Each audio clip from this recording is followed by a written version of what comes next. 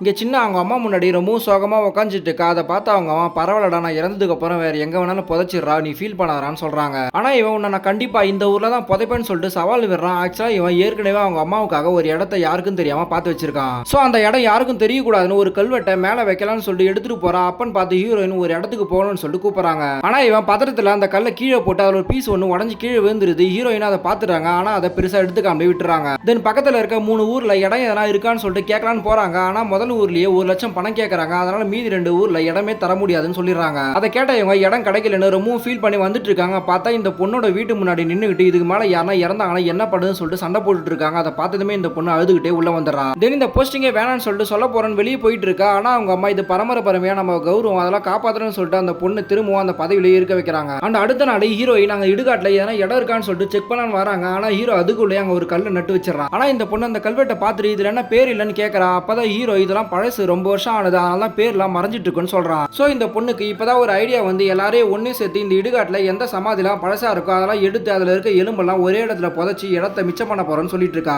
இதை கேட்ட ஹீரோ ரொம்பவும் ஷாக் ஆவரா. இருந்தாலுமே இந்த இடுகாட்டுல ஆவி இருக்குன்னு சொல்லிட்டு பொருளை கிளப்பி விட்டுறான். ஆனா இந்த விஷயத்தை அந்த ஊர்ல இருக்க சாமியார் கிட்ட சொல்றாங்க. அவருமே ஒரு புக்கை பார்த்துட்டு இதெல்லாம் உங்க தலைமுறையோட ஆன்மா தான், நீங்க நோண்டி எடுத்துன உங்க தலைமுறையை அழிஞ்சு போடுன்னு சொல்றாங்க. அதனால இந்த விஷயத்தை அப்படியே ஸ்டாப் பண்ணிடுறாங்க.